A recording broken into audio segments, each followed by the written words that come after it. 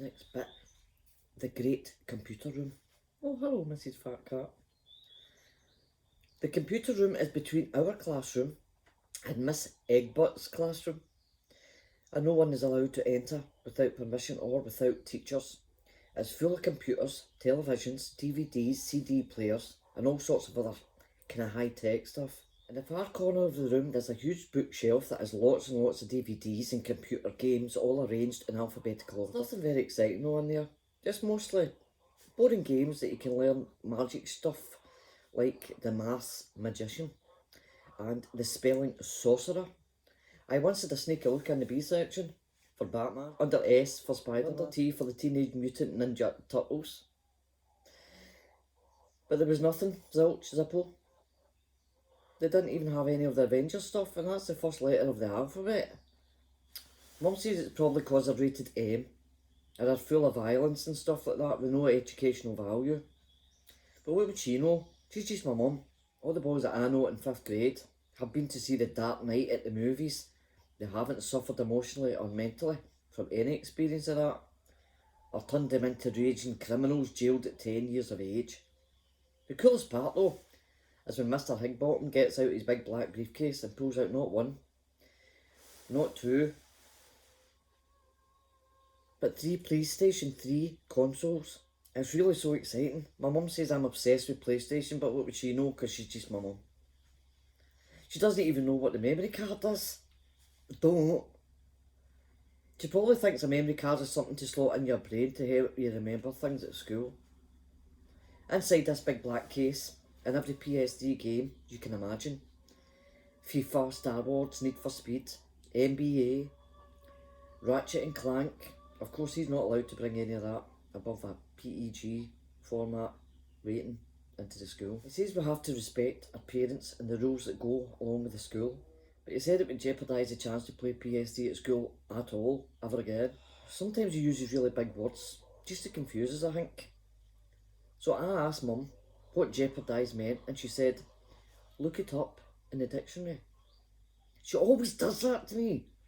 But Mum, can you not just tell me what it is? Well, why don't I just sit down then and do all your homework for you as well? Okay Mum, I said. That's a great idea. I thought Mum was being nice for a change, but she was just being that sarcastic word. And then she helped me look it up anyway, and it meant that if you jeopardise something, you put it in a position where you might lose it, or you might be in danger. Well, we definitely didn't want to jeopardise a chance to play PS at school by bugging Mr H to bring in Grand Theft Auto. No. Every Friday, the 8 of us that make the cut go into the computer room at lunchtime, and it's dead exciting. We get to choose what game we want to play and who we want to verse. Sometimes Mr H plays with us.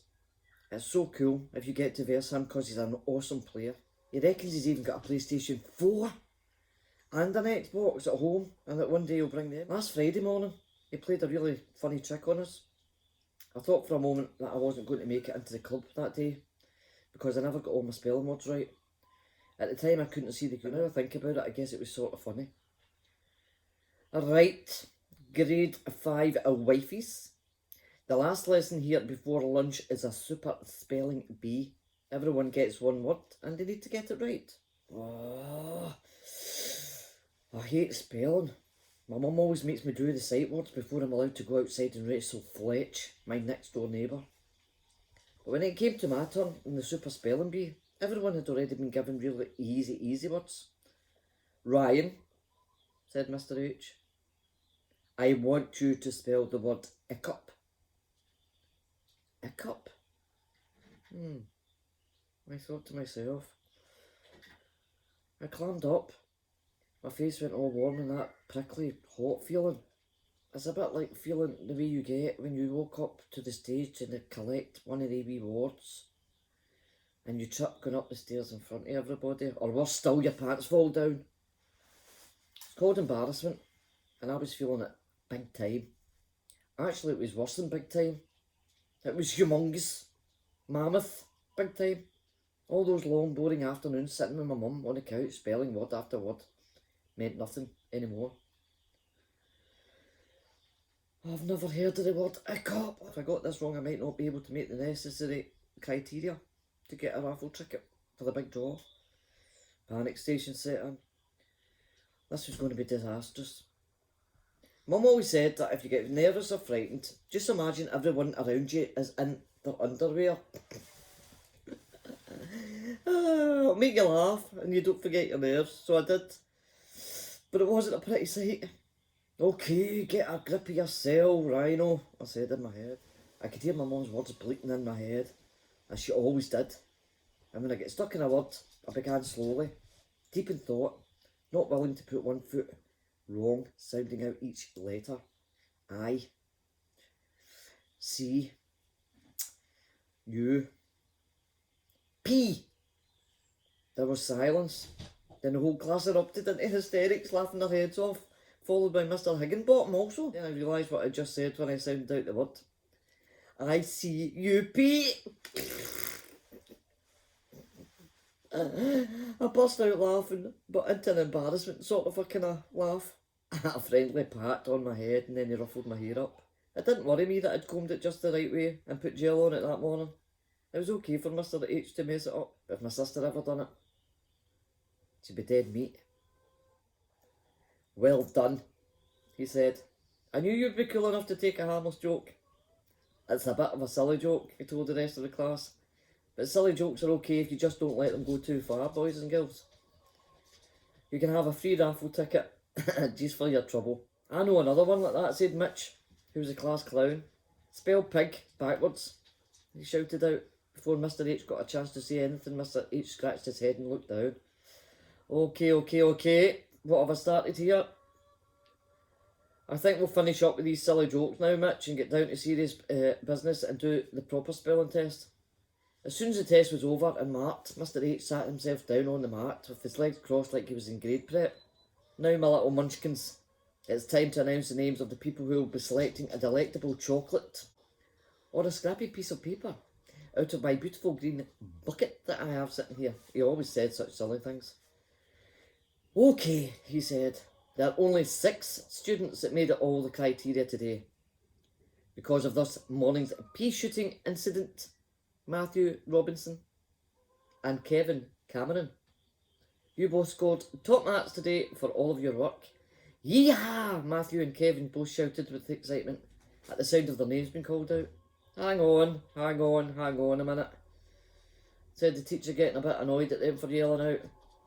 If you would please refrain from calling out and let me finish before you get too excited. You scored very well the whole week, but, and there's always a but, because you were both involved today in flicking rubber bands and making weapons out of scrunched up bits of paper and pens, which got the both of you into trouble, you, unfortunately, do not satisfy all the criteria to warrant a raffle ticket or a chocolate bar today.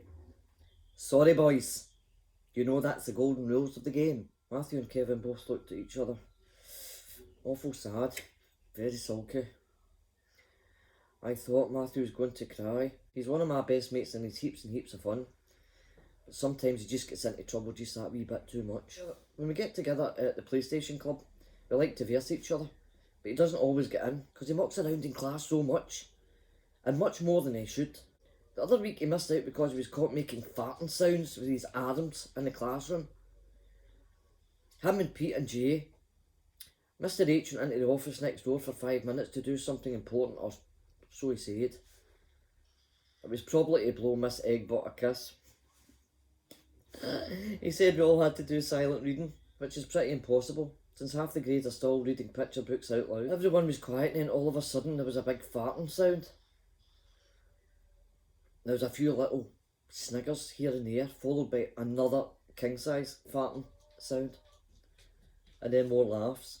When I turned around, I could see them making the noises by putting their fists under their arms. We do it all the time in the playground.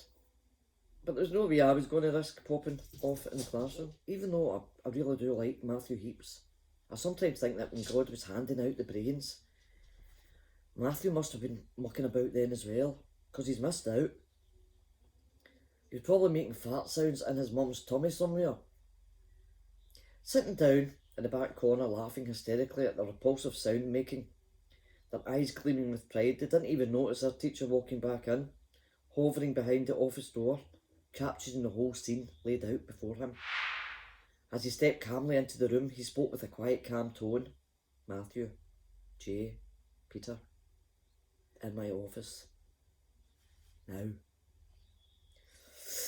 Well, Matthew knew right at that ghastly moment he probably wouldn't get a raffle ticket that day. Instead, he spent half a day outside the headmaster's office on a chair. So he was extra sad when he found out that he would have to miss out again because of his silly behaviour 2 weeks in a row. That wouldn't be me. But my mum says, he can choose to be silly, or he can choose to be sensible. My mum thinks she knows everything. Dad says she's wise, and he's always saying, listen to your mother. Even though he never ever does. Now, the other criteria for this particular day was that homework had to be handed in, all maths sheet finished with at least 80% correct, all spelling words correct, and 1 book report completed. I was pretty confident that I'd be able to get a raffle ticket this week because I'd done everything in the list and was certain that all my maths was correct because my mum checked it, and I definitely hadn't got into trouble all week, but one could never be too certain. Mr. Higginbottom continued. So the lucky people for today are... He paused, and at this moment I would like to point out that I had some scrumptiously delicious chocolate bars here today, bigger than usual. Now, if there's anyone that loves chocolate, it's me. I love chocolate more than anything except PlayStation and Minecraft. So there was no way I was going to choose a measly chocolate bar, no matter how big it was, over a possible whole afternoon in the computer room. Mr. H continued, and so the winners are Sophie Delaney, Grace Mitchell, Craig Williams. Sophie squealed like my big sister does. Girls are so annoying the way they squeal, giggle and stuff. They're so girly.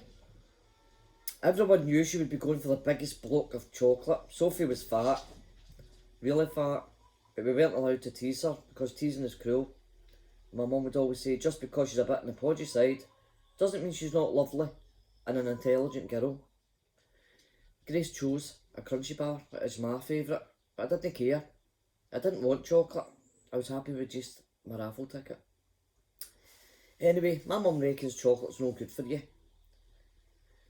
But she's just my mum. What would she know? She says Brussels sprouts and broccoli are good for you. Yuck. That's puke food. Eating it tastes like spew can't be good for you, can it? I think she just pretends chocolate is bad for you so she can have it all herself. I've seen her. Sometimes when I'm sneaking around the top shelf in the pantry, my mum's not watching. I see a block of chocolate. When I got up the next morning to do the same, it's away, it's gone. She says it must have been the tooth fairies getting rid of it because it's no good for you. Aye, as if. And the last people that meet the necessary criteria for today are, Mr. Higginbottom continued, are Jacob, Nigel, and let's see who might be the lucky last person. Ellie Saunders. My heart completely sank. I didn't hear my name getting called out. Oh, it felt as if I was doing a triple somersault backwards, spiralling downwards into a big bungee jump onto the ground, smashing into a billion of pieces. Where was my name? Where was my name? See you next time.